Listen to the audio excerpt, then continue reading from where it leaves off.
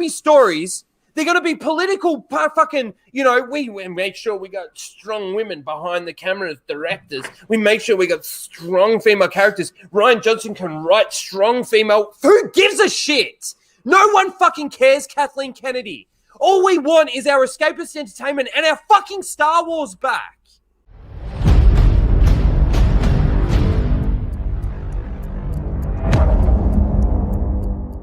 G'day guys and welcome back to Raging Rhino. Alright, late last week we had this article come out and we of course had the release of the Darth Vader comic that implies that Snoke is a clone of Luke Skywalker's severed hand.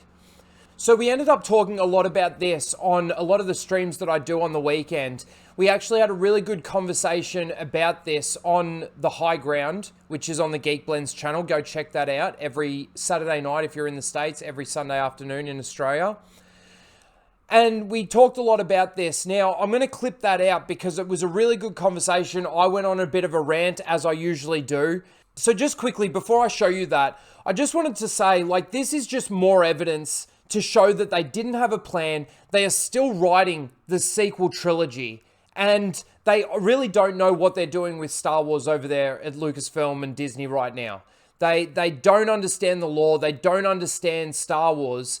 And look, this is not a lore thing. This is just a stupid thing where they've tried to explain something because all the fans are asking all of these questions and they don't really have the answers. And then, of course, by doing this, they then reveal more questions. And I think during the conversation and the rant that I go on, that you'll see very, very soon, that there's obvious questions that are there now because they're putting this in place. And of course, a couple of weeks ago, prior to this, we had the Force healing, where Rey's Force healing on Kylo Ren actually healed his mind from the dark side, which is completely ridiculous. So they're still writing these movies. They don't know what they didn't know what they were doing, and they don't know what they're doing going forward. And it's going to be interesting to see what they do with the Bad Batch, which comes out tomorrow. And it's also going to be interesting to see what they do with things like the Ahsoka series and Obi-Wan Kenobi and all of these other series that they're coming out with. So it's going to be really interesting going forward. Anyway, that's it from me. Enjoy this clip coming up. Please don't forget to like, share, and subscribe. And we'll see you in the next one. Later, guys. Fade in. Lord. Stupid. Yeah, so this is from Darth Vader issue 11. It was heavily implied that Luke Skywalker's severed hand was recovered from Bespin and DNA was used on the project to create Snoke. Okay, the first thing that I need to ask, Melissa's saying that she's read this comic. I need to ask two questions. First of all, in that top panel, what is with Vader's arm? Is there supposed to be nothing wrong? Is that just bad art? Or is he lost his arm and he's replaced it with RoboCop's arm or something? It looks like C-3PO's knee. And secondly, is he in a combat situation? Does he need light from his lightsaber to be able to see? What is the purpose of him having his lightsaber on right now? I've heard people saying that he didn't know where he was being on guard and all this kind of stuff. Well, to be honest with you, even somebody as powerful as Vader or Anakin doesn't need to have an ignited to be on guard. It's a super battle droid arm. So... they're just the two questions that I just wanted to ask in regards to that top panel. Secondly, I want to just point out, so this hand was retrieved from Bespin by Vader and started to be experimented on to essentially make these Snokes. So Vader takes the hand and leaves the saber, and Maz Kanata gets the saber. Or Maz Kanata found it first, and she got the saber and just left the hand, and then Vader went and got the hand. Another time. Thirdly, Snoke has mentioned, and I still can't find it. I think it's in one of the comics, but I can't be 100% certain. But I'm pretty sure I've seen either a panel or something where Snoke says that he saw the rise and fall of the Empire, which means that he was alive before Luke was even born. Or at least strongly implies that. So unless he's speaking as as Palpatine, saying that, being that Palpatine's talking through him, this is how they're going to write it for them. Palpatine was talking through Snoke, and of course Palpatine saw the rise and fall of the Empire. He was the Empire. Correct. Right? Yeah. So that's where that line's going to come from. But it still doesn't make sense to me how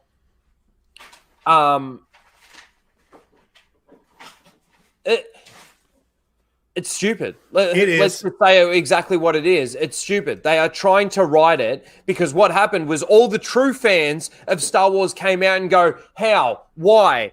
Who is Snoke? Where did he actually come from? What is he a clone of? He must be cloned from a pretty powerful Jedi to be that powerful in the Force to be able to dominate Kylo Ren in the scenes that he did and use the Force in the way that he did. So who's the host, right? Everybody started asking these questions. Disney Lucasfilm's like, oh shit, what do we fucking do? Luke's hand. He's a clone of Luke's hand. And he was just being manipulated by Palpatine. Like, they are still writing this fucking movie. This entire trilogy they're still writing. You know, the other week we had force healing. Being able to force heal the mind of all the dark sides. So that's how Ben was able to return from being Kylo Ren so easily. With no real change. It was just the force healing and it healed his mind. It's fucking bullshit. This is garbage. Absolute garbage Star Wars. I hate calling it Star Wars because it's not fucking Star Wars. No, I call it. And then you scroll down in this article and they're talking about how kyber crystals, this massive kyber crystal was the power that Palpatine used to transfer his essence.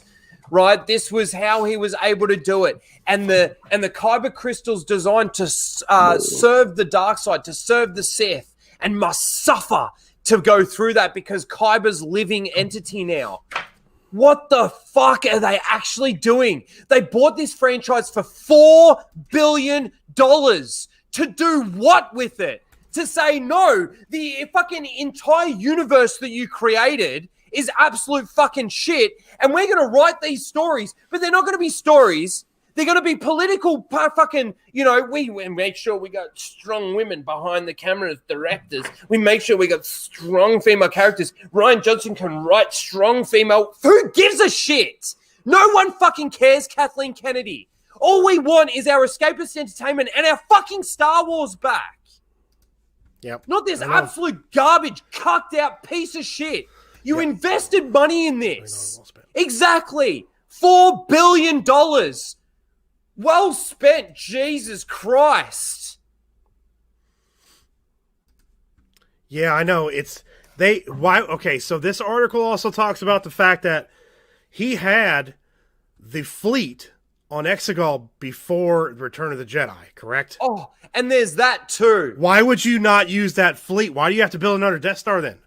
You know the thing is with like the Death Star and all the Star Destroyers and everything, this universe was fleshed out that much that you had encyclopedias worth of schematics and this and that of how these fucking things work. Why the Death Star was so powerful and able to destroy planets.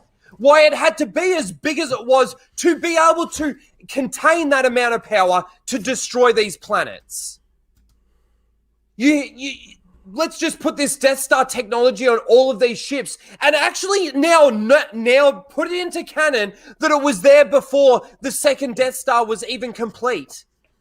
Mm-hmm. So why create the second Death Star when you can create reason to? It's so stupid. Yep. They don't sit back, the story group, the fucking lore keepers, no one over there at fucking Lucasfilm right now sits back and goes, okay, so if we do this, does it affect anything? Does it affect any stories that we actually came up with? No one's doing that. And they should be. At least fucking the people like Pablo Hidalgo and Dave Filoni, who are supposed to be these ultimate lore keepers of Star Wars. They're the ones that are actually the most responsible because they're letting these ones go through to the keeper. Yep. They're letting them fuck this up. What they're doing here why? is It's so that they can have their strong female character. It's so that they can have their LGBTQ, their fucking non-binary trans fucking Jedi twins. It's so that they can fucking do the virtue. Star Wars is a fucking joke. what they're doing is they're trying to.